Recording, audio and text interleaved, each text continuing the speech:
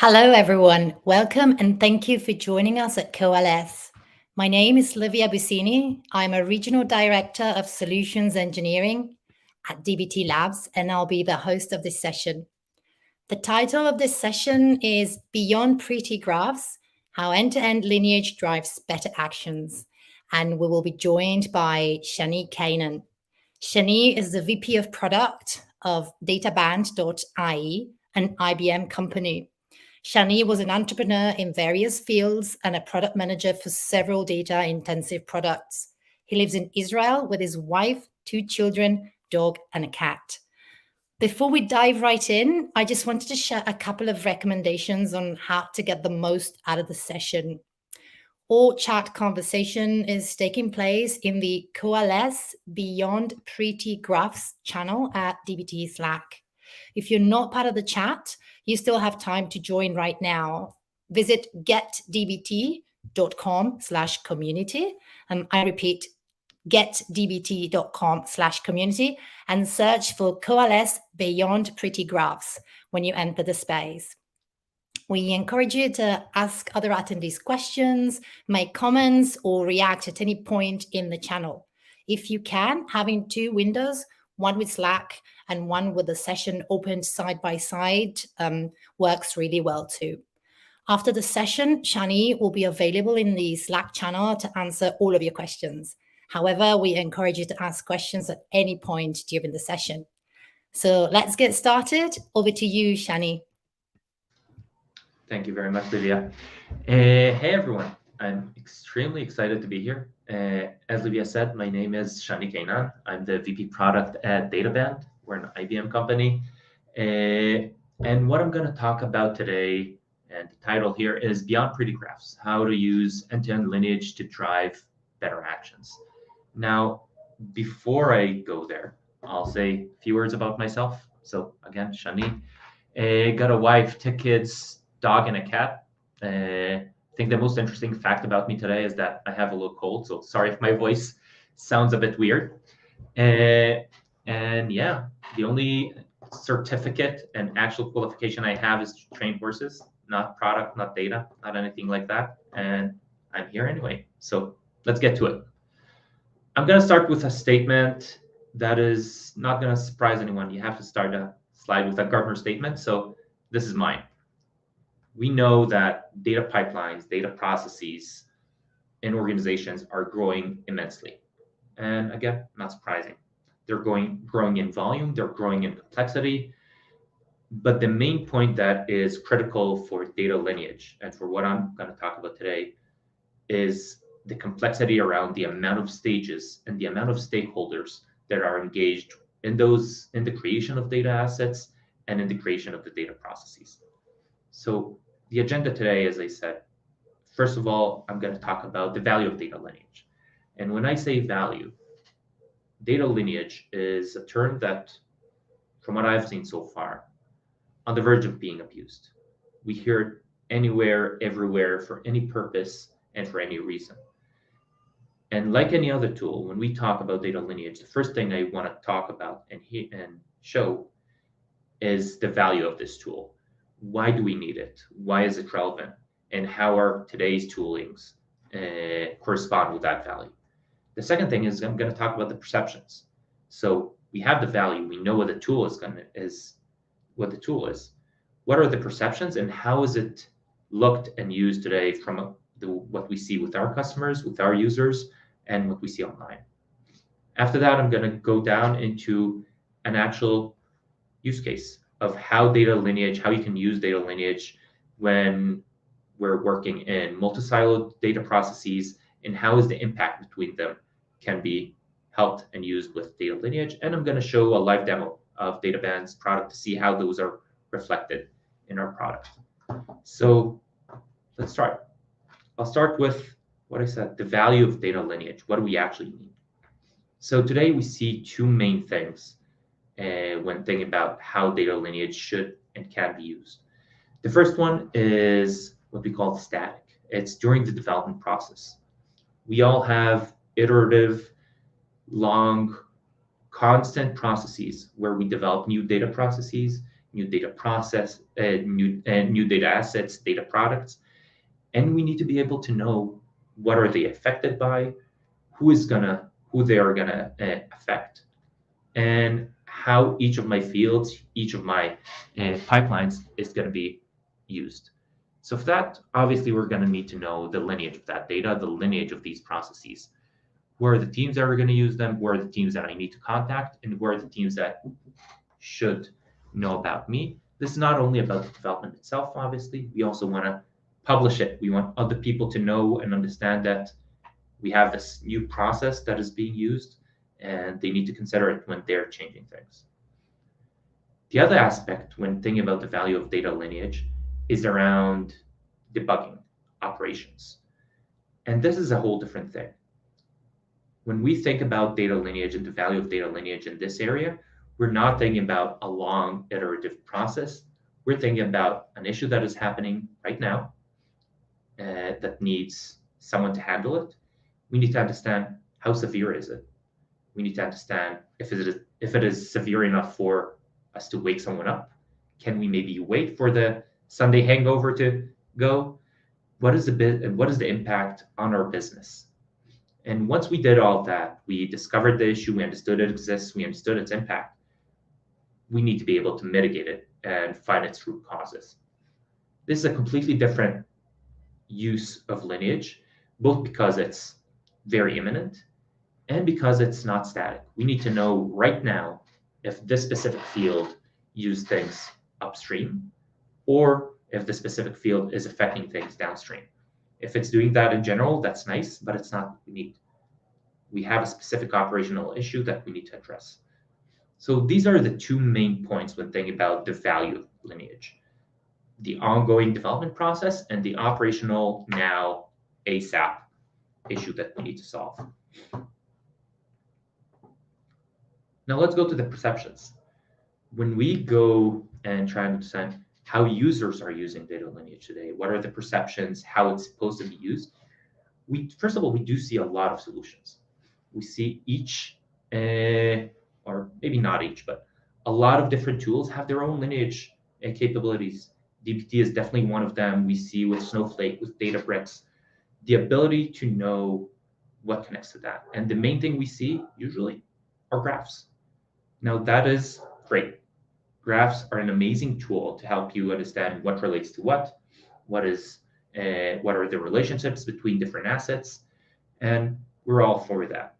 The issue we usually see, and especially when taking into account the complexity we mentioned before about the different stakeholders that exist within data processes, are that each of these tools is creating the lineage, if not within that tool, then within that specific area of the data value chain. So I'll explain.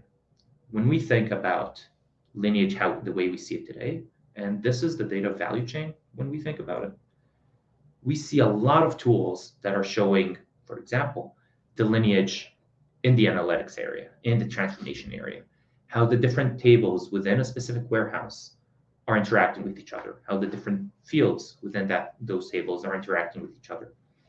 Now, first of all, this is great. And everyone who's used dbt's lineage capabilities knows that it can be extremely useful. But another thing we know, and another thing we understand, the more complex those data processes become, we understand that this is not always enough. Each of these tables, each of these fields has lineage that extends far beyond that specific area. It can start with a data lake, it can start with a stream, and it goes outside the warehouse as well. It can go to BI tools, it can go to different consumers. Now, the problem we are trying to point out here is how the modern data organization looks today. And the way it looks is that, in a way, we're all snowflakes, you can say. So what we see here, and I'm going to use a word that usually people don't like to use and think of it as negative. Data processes and the data value chain is composed of a lot of different silos. Now, silos, in a way, it's an ugly word. It takes us straight away to people that are not connecting to each other, don't know what is happening on different sides of the organization. And there are a lot of problems with silos. But another thing that silos within the data process create is professionalism. The data engineers, data scientists, data consumers, and analytics engineers, they all have their own tools, their own stacks, different people, different teams, different processes, and each of these is used to optimize their own work. And this is something that we definitely want to encourage. We want people to be professionals in their own fields. The problem obviously begins when they are affected by each other. As we know, and we saw that in the previous slide, the analysts are definitely affected by things that are, or the consumers are definitely affected by things that are happening in the warehouse, who are definitely affected by things who are happening within the data engineers. And each of these, despite being their own professional that has their own tools and their own areas, cannot be detached from the other. So the problem we're facing is, how do we, on the one hand, encourage this professionalism of these different stakeholders, help them do their own processes, but at the same time, help them get and see the effect they have downstream on their fellow stakeholders, and help them understand who are the stakeholders above them, upstream, that they need to reach out to if something goes wrong. So when we think about data lineage, this is the main problem we're trying to solve. And the way we think about it and how that should happen is basically we're contrasting the notion of data at rest, looking at the data once it's at the warehouse, to data in motion. The way DataBand thinks about it, and I'm going to show a demo in a second to make it more concrete, is we think about the lineage as something that needs to be tracked throughout the movement of the data. Okay, that means that lineage should be tracked from the second the stream started, throughout the ingestion process, to the warehouses, and to the dashboard. The idea being that the data is the thing that we need to track and not a specific stack. Once you track the data, being able to pinpoint a specific area of the stack is just something that is, it's a tag basically. But the main thing is being able to look throughout these different areas and be able to say, okay, we have a specific issue in a specific in this data, and we know what the upstream effects are and the downstream effects. Now, I'm going to take us to a live demo in a sec. And again, please feel free to add questions in the Slack channel, and I'll stay afterwards as well. So what I'm going to do in the demo is I'm going to go over a specific DAG that has several processes, that has Python and Airflow and DBT, and we're going to show how it looks without lineage. Oh, I actually have that. How it looks without lineage when we don't know what is going on, when we don't know what is happening beyond a specific stack. We're going to show how it looks when it's successful, and we're going to show how that lineage helps us understand or have a view of our entire process and how that helps when we're trying to debug things. So this is the challenging technical part. I'm going to move a window. I did it. Okay. So, sorry about that. Okay. So what we see here, and I'm trying to make it as large as possible so people can see, is the most simple data process probably any of us can think of. Okay. This process has very, very, very basic steps. One, we're extracting and loading data. This is probably happening from, in this case, S3, and writing that data into Redshift. We have two Python tasks. Okay, and now I'll say this is a very Airflowy way of showing things, and it helps us understand, show the process, what is happening. But we have two Airflow tasks that are triggering a DBT job.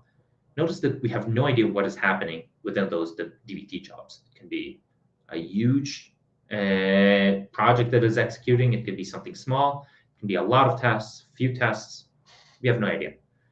And after those jobs are finishing, we have a dashboard that is being populated. Obviously, the best dashboard we can hope to watch, best and worst in Euro movies. Now, when something happens in this kind of DAG, it is very, very hard to know what we need to look at and what is happening. And this is how this same process will look when it fails. And we know that this extract and load data process, something happened to it. In this case, the task was failed on purpose. Don't tell anyone. And we see that there are upstream processes or downstream processes that failed. Which data set did they affect? What are the dashboards that we need to fix? What is happening under the hood? We have no idea, because this gives us only both the logging and the ability to look on above the surface. And if we look at the logs here, for example, we hardly see. We see only the Python and the things that happen above the surface. Now, when DataBand thinks about data in motion, what we're looking to do is we're looking to dive into those DBT jobs, into those Airflow jobs. And if we had Spark here, we would want to look inside each of them so we can know the effect between all the data sets, between all the dashboards. So these things will connect. So that plus is something that we part of our DBT integration. And when we look inside, now we see the connection between that extraction process to DBT itself. And we can see that there are 3 DBT steps here. There's a run and a few tests. And we can have the granularity we want for each of those tests and for each of these steps. Now, each of these will allow us to dive into the inputs and outputs. And what that gives us is the ability to understand which data sets are affecting anything downstream. Now, in a second, I'll go into how an alert would look and how diving into this kind of process will affect us. But what we think an important thing to look at here is that this process represents exactly the personas I mentioned before. The extract and load data is probably and again, very simple, but this is probably the data engineers that are going to help make this process of ingestion. We have the DBT jobs that the analytics engineers will build and tweak and change and make the best of their ability. And we have the dashboard, which someone downstream is going to consume. Now, another thing about this process is that we see it all. And we'll see in a second what happens when we have a process that doesn't have all the ends within the same one. We just have this little thing becomes a big process that we need to understand what it affects. So after this, going back to the DBT process, we can see the different tests. We can see which of them failed, which of them worked, what was the test performed on, and what are the upstream and downstream processes that were affected. How would an alert from something like this look like? So what we see here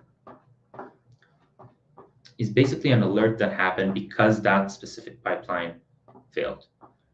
And you can see several things. First of all, we can see that get the logs from the failed task. And you can see whatever happened there. And again, the thing that happened is that this task was failed on purpose. But we also see something that we missed before. We see the affected data sets, the affected pipelines, and the missing operations. So we see that we had a build job and a DBT job that were supposed to be triggered and were not. We know we have missing operations, a read and write, something that was supposed to happen and didn't happen because of that failure. And again, we have the affected data sets. Going to the lineage itself, we can see exactly the same process. And going back to our question from before, should we wake everyone up? The answer in this case is yes. And we can see it by everything being red. Basically, once we click on any of these, you will see what it affects. And this little X means that this task failed. Failing it basically triggered a lot of our dependent data sets. So this is something that we want to be able to know, assess, and act upon in real time. Now, I mentioned before, how would it look if we had a data process that is not as simple, that is not just the entire thing, extraction, ingestion, DBT job, and dashboard building on the same task. And this is something I want to go to here. So this is a similar process. Okay, it looks as simple. We're copying data from SAP to S3 and extracting data from S3 seems pretty standard, I would say. The problem with this is that unlike in the previous DAG, we have no idea what this is going to affect. We don't have the dashboard here. We don't know what is the downstream assets that are using this on a daily basis. And like before, we want to know in case this thing failed, do we need to wake up everyone right now so we can take care of that thing? So same as before, the way this would work, and this is what we call a proactive alert. We want to understand not only what failed, but we want to understand what is going to happen and what is going to be the impact because of this failure. So we would go to this alert and try to see exactly what we saw before. What would be the impact? Now, the first thing we see is that, unlike in the previous pipeline, there are quite a few data sets that are going to be affected. And despite the DAG itself being very, very simple, we can understand that this pipeline is feeding into a lot of other ones, and specifically into 3 other ones. We can see, like we saw before, the same logs and the same error messages. And when we go to the lineage and try to understand what this is affecting, we can see that the picture is much more complex. This pipeline, and this is the pipeline that failed, is affecting almost our entire sales activity. And it is, no, the name gave it away, but it is critical in the building of our entire sales, basically all the dashboards and all the sales data we have. So this gives us one item. We know that this is a pretty critical, but to be honest, a good data engineer that is there for a long time knows that their pipeline they're in charge of is affecting a lot of things. One of the good things we have here is the ability to differentiate not only if a pipeline is relevant, but also if the specific failure affects everything. So we saw that if we mark this, we can see that all the things downstream that are affected. And we see that in this case as well, we have a lot of downstream dependencies that are going to be affected by this pipeline and are probably going to require us to wake someone up and have them handle this exactly.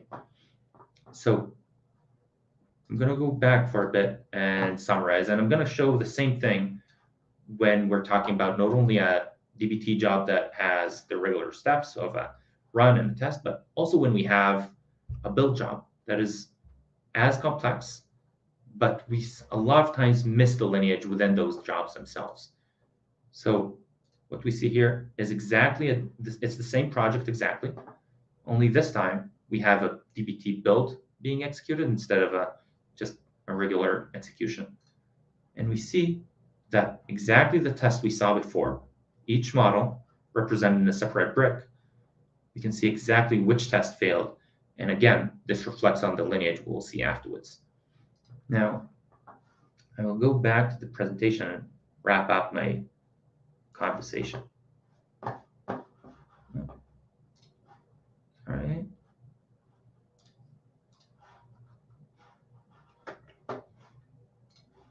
And wrap up the conversation. So what we did now was going over the DAG and seeing how a process would look both when it has the lineage and it doesn't. And the main difference we saw there is that without being able to look into into each silo and into each stack, the visibility we have is just not enough. We have no idea what kind of impact each error is going to have. We do not know how can we root cause it. We do not know how severe it is. But the second we start drilling down and seeing on the same screen and on the same view, both the DBT, the Airflow, the Spark, and whatever other stacks and whatever other silos we might have, we're starting to get the visibility we need. And when we think about data lineage and how it should be used and where it should be used, what we try to always communicate to our users, to our customers, is what you're looking for is being able to know in real time what is affecting what. And it shouldn't matter if those are different stacks or different teams. It even matters a lot more once you have those detachments and you have those silos, because only then the blindness the organization has is going to be much more significant. And this is where the data lineage of those specific assets is going to be something that we can't do without. And if there are any questions, I'd be happy to take them in the chat. And yeah, that's it. Thank you very much for the presentation, Shani. If you would like to join the Q&A with our speaker, stay in the Coalesce Beyond Pretty Graphs channel on the DBT community Slack and submit your questions and comments. If not, the next sessions titled Build an Open Lakehouse with DBT Labs and Dremio and Empowering Pythonistas with DBT and Snowpark will be starting at 1:30 p.m. CDT. And we hope to see you there. Thank you, everyone. Thank you very much, Shani. Thank you. Thank you.